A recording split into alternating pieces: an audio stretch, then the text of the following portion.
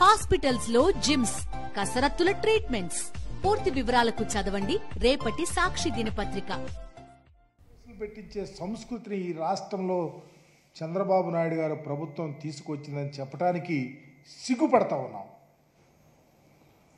కూటమి ఎమ్మెల్యేలు వీధి రౌడీల్లాగా ఒక ప్రక్క ఆస్తులు ధ్వంసం చేస్తున్నారు, దాడులు చేస్తున్నారు, అఘాయిత్యాలు చేస్తున్నారు, మీడియా ప్రతినిధుల ఇళ్లకెళ్ళి భయభ్రాంతులు చేస్తూ ఉన్నారు. చివరికి అధికారుల చొక్కాలు కూడా పట్టుకొని భయపెట్టే పరిస్థితి ఆంధ్రప్రదేశ్లో దాపురించిందంటే ఆంధ్రప్రదేశ్లో కూటమి ప్రభుత్వ పనితీరు ఎలా ఉందో అర్థమవుతా ఉంది. ఎందుకంటే వీటన్నిటికీ కారణం చంద్రబాబు నాయుడు గారి వైఖరి. ప్రతిదాన్ని రాజకీయ కోణంలో చూస్తాం. న్యాయం ధర్మం అనేది మరచి రాజకీయ కోణాన్నే ఎంచుకున్న రాజకీయ నాయకుడిగా చంద్రబాబు ఉండటం వల్లనే ఈ దారుణాలు జరుగుతూ ఉన్నాయని చెప్పడానికి బాధపడతా ఉన్నా. నిజంగా అధికార పార్టీలు ఇన్ని దాడులు అఘాయిత్యాలు చేస్తుంటే ఒక స్టేట్మెంట్ అని ఇచ్చి తప్పు, ప్రజాస్వామ్యబద్ధంగా అందరినీ సరిగా చూసుకొని పరిపాలన చేయండి, పరిపాలనలో భాగస్వాములు అవుదామని చెప్పి ఎందుకు చెప్పలేకపోయాడో చంద్రబాబు నాయుడు చెప్పాల్సిన పరిస్థితి ఉందని కూడా తెలియపరుస్తూ ఉన్నా. మేము అధికారంలో ఉన్నాం 5 సంవత్సరాలు. మా నాయకుడు ఏ రోజు ప్రజలందరినీ సమానంగా చూడమని చెప్పాడు. సంక్షేమ పథకాలు రాజ్యాంగబద్ధంగా అందాలని చెప్పాడు. చివరికి మా ఎమ్మెల్యేలు ఎక్కడైనా తప్పు జరిగితే చర్యలు తీసుకోమని చెప్పాడు. స్వయాన బంధువుల మీద కేసులు కూడా పెట్టించినటువంటి పరిస్థితి జగన్మోహన్ రెడ్డి గారి పరిపాలనలో ఉంటే,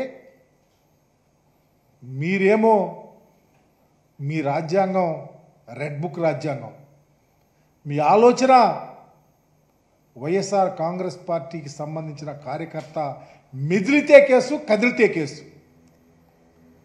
అవతలవాడి ఎవరైనా సరే అడ్డంగా భయపెట్టి కేసుల్లో ఇరిగించే ధోరణి ఈ రాష్ట్రంలో నడుస్తూ ఉంది అని చెప్పడానికి సిగ్గుపడతా ఉన్నాం.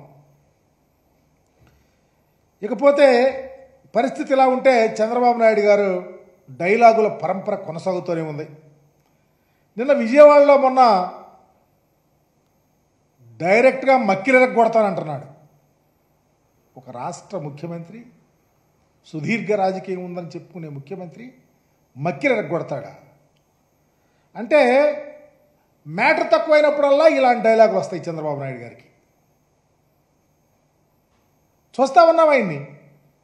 ఎప్పుడు తప్పుటడిగేస్తే తప్పించుకోటాకో, ఎప్పుడు ప్రజల్లో వెనకబడిపోతూ ఉంటే ఏదో ఒక కేసు, లేకపోతే ఏదో ఒక అంశాన్ని తీసుకురావటమో, ఏదో ఒక రకంగా మసిపూడి మారేడుగా చేయటమే. ఈరోజు ఆంధ్రప్రదేశ్లో ఎంత దారుణం, లేని దాన్ని తీసుకొని వచ్చి తనకు తానే సృష్టించి వాళ్ళ రాష్ట్రాన్ని, దేశాన్ని, హిందూ సమాజాన్ని కూడా అతలాకుతలం చేసే విధంగా నీ మాట్లాడినటువంటి తీరు నీకు అలవాటైపోయింది.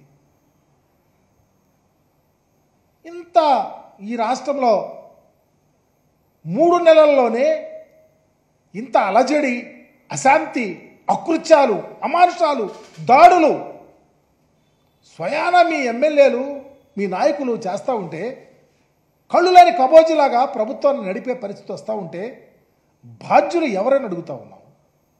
ఈరోజు ఎమ్మెల్యేలు కానీ, తన మనుషులు కానీ, తన పార్టీ కార్యకర్తలు కానీ పూర్తిగా లైసెన్స్ ఇచ్చేసావు. పూర్తిగా వాళ్ళు ఏం చేస్తే అది. చివరికి ప్రజలు, ఉద్యోగులు, పోలీసు వ్యవస్థ కూడా భయభ్రాంతులు అవుతూ ఉంటే మీ దెబ్బకి ప్రజాస్వామ్యం ఎక్కడ నిలబడిద్దని అడుగుతూ ఉన్నాం. ఎందుకు చర్య తీసుకోలేకపోతా ఉన్నారు మీరు అడుగుతూ ఉన్నాం.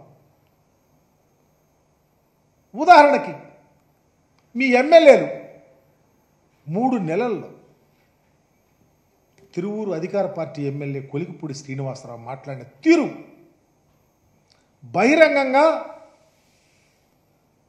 అతనే డైరెక్ట్గా ఇళ్ళు కులుస్తూ ఉంటే, అతనే తడగొట్టి మేసం మెలేసి తేల్చుకుందామని చెప్పేసి గొడవ చేస్తూ ఉంటే, స్వయాన మీ పార్టీ వాళ్ళే ధర్నా చేసినటువంటి పరిస్థితి ఉంటే నీ మక్కిలన గొట్టమును కాళ్ళెర గొట్టము ఎక్కడికి వెళ్ళింది, ఏం చేసావో చెప్పమని అడుగుతా ఉన్నాం.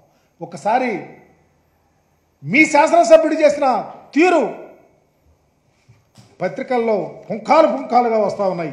చివరిగా పాపం తెలుగుదేశం పార్టీకి ఓటేసిన వాళ్ళు కూడా వచ్చి అయా మమ్మల్ని రక్షించమండి అని చెప్పడానికి చెప్పే పరిస్థితి వచ్చిందంటే మీ పరిపాలన ఎంత దారుణంగా ఉందో, మీ పరిపాలనలో ఏం జరుగుతూ ఉందో ప్రజలే చెప్తారు. ఒకసారి వారు మాట్లాడినటువంటి తీరుని ప్రజలకు చూపించవలసిందిగా, దాని మీద మీరు ఏ చర్యలు తీసుకుంటారు?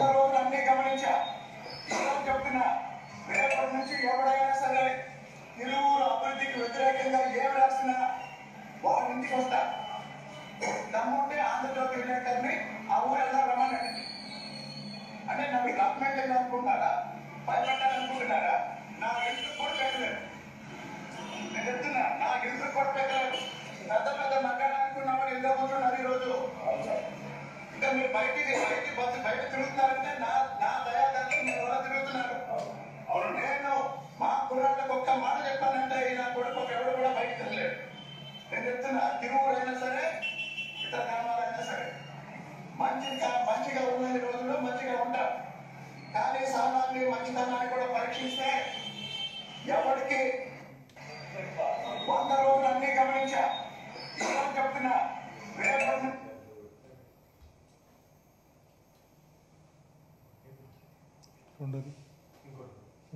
మూడు